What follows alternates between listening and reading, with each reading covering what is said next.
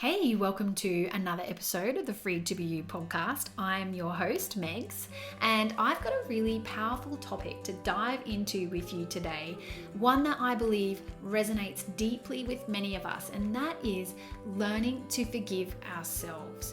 Before I do that though, I want to let you know that it has been 12 weeks since I released this show, and I have had some amazing feedback and some very encouraging words to help me keep going. And I just want to say, if that is you, thank you. If you're showing up and listening every week, it means the world to me.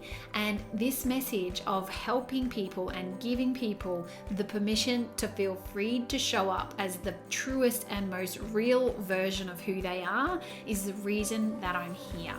Which leads me to my topic for today, forgiving ourselves. It's so important, especially for us as women, because we tend to put everybody else first. And when we have the time to then turn around and give to ourselves, we find that really, really difficult. And there's quite a number of things that get in the way of that. And I believe that forgiving ourselves is one of those things. So grab a cozy spot, grab a cup of coffee, and let's dive into this really important topic. We all have those moments where we look back and we wish that we had done things differently. But let me tell you, holding on to that guilt and the shame that comes along with that can weigh us down and stop us from showing up. Self-forgiveness is like a breath of fresh air in our minds and in our hearts. It's the ultimate act of self-care and self-love. And that's why allowing ourselves to forgive ourselves for those things that we wish we never did, whether they're big things or small things, is an opportunity for ourselves to heal, to learn, and to grow.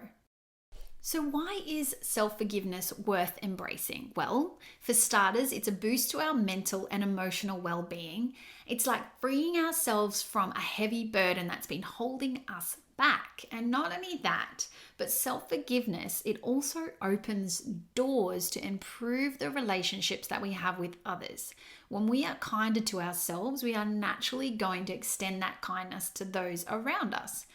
So when we are not focused on being kind to ourselves, when we are allowing ourselves to berate ourselves for all the small things that we do on a daily basis, it fills that cup in the opposite direction. So we've all heard of fill your cup first so that you've got more to give. Well, what about if you're filling that cup with crap?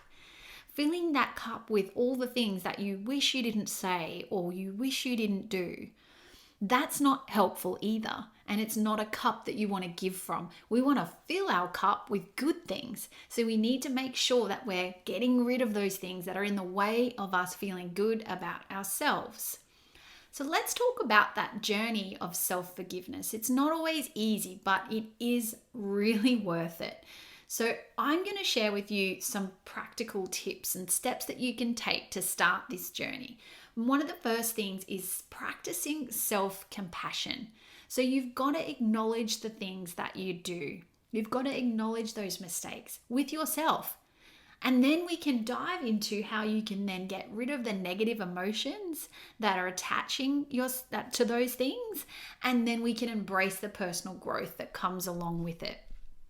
So let me share with you a little story about how I have come to use self-forgiveness on a daily basis to actually move through the things that get in the way of me feeling good about myself and therefore showing up as the freest version of me. Because even with the amount of work that I have done on myself to feel that way, it's not that it's ever finished. There's always going to be things that you tend to do, that you feel yourself doing or see yourself doing, that you're going to need to have a strategy for to forgive yourself in order to move past it so that it doesn't get stuck and it doesn't keep you stuck feeling bad about you.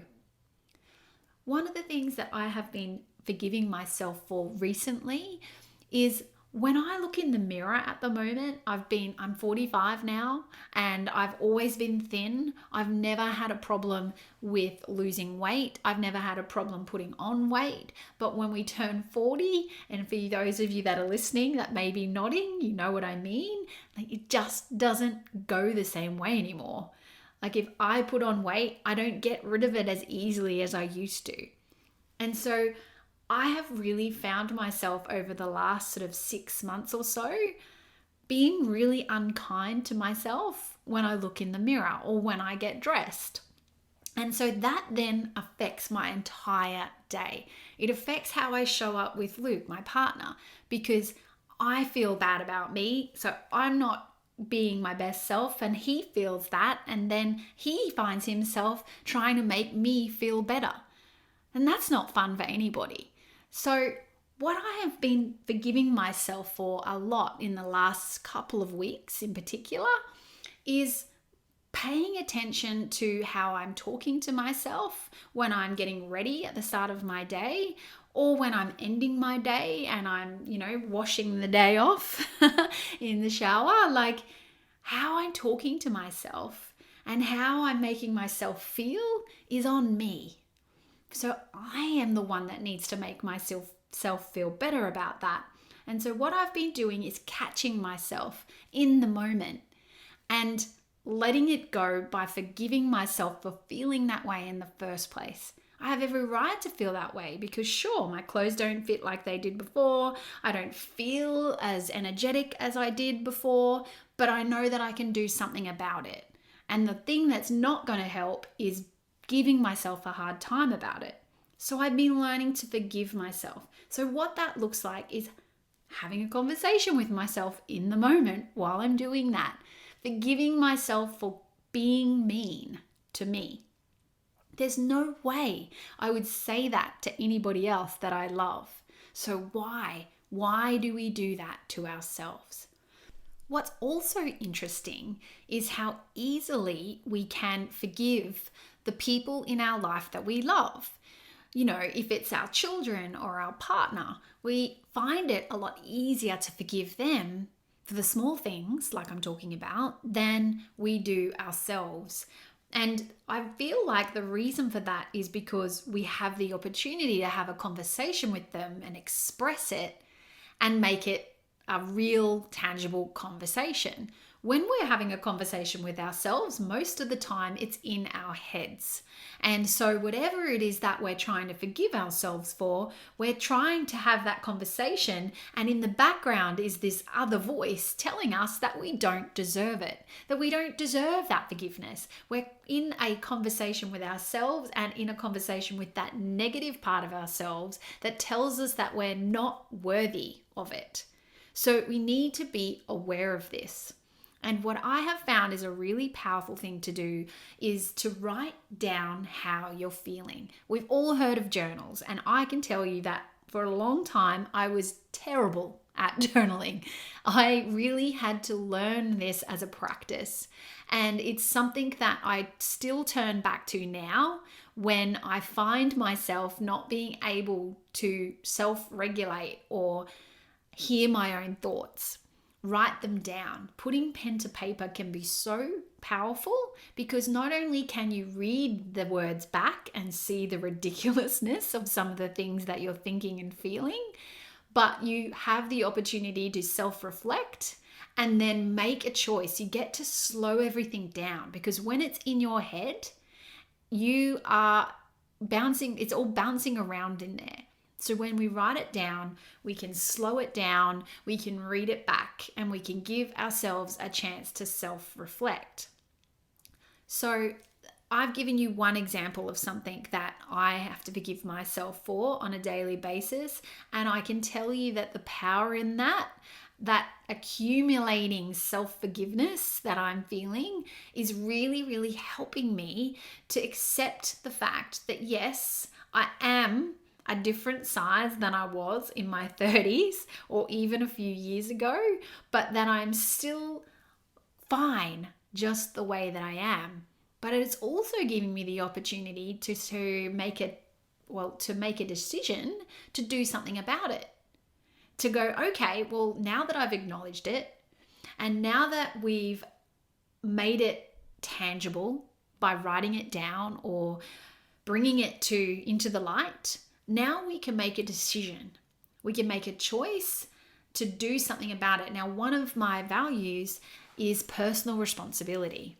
So I believe that we are personally responsible for creating the results in our life. And one of the things that I find gets in the way of us taking responsibility is that first acknowledging it. And the first part is acknowledging it and then taking accountability for that and then making a choice. Making a choice to actually step up and do something that's going to make you feel better about it. Now, sometimes we need to apologize to someone else because we've involved them in whatever it is that we're forgiving. But I'm actually talking about you recognizing those things that you need to forgive yourself for so that you can feel better. And that way you're going to be getting out of your own way. And that kind of leads me to my sort of closing topic, which is when we can forgive ourselves, we are going to find it easier to get out of our own way and to feel worthy enough of putting ourselves out there and being real in our life. So feeling freed to be the real version of us. We are going to uncover that when we can be brave enough to let go of the crap that we are constantly telling ourselves that it's not true. Or even if it is true, just forgiving ourselves for it. So I hope that this has been a little bit of just a little bit of a thought dropper, really. I want this to be something that you become aware of yourself doing and become aware of the fact that it is stopping you from having the courage to show up in your relationships, to be who you are and be the best version of yourself that you can possibly be, the most real version in every area of your life. I hope you enjoyed this episode of the Free to Be You podcast. If you would like to finally be free of that negative self-talk that is constantly berating you in the back of your mind, I have created the Freed from BS quiz. I'd love for you to go and find the link in the show notes below and finally free yourself up from the BS story that you have been believing about yourself for your entire life. It's just another one of those things that gets in the way of you being you. And as I always say at the end of my show, remember, this is not a dress rehearsal. This is your life. It's time for you to have the courage to finally be who you are.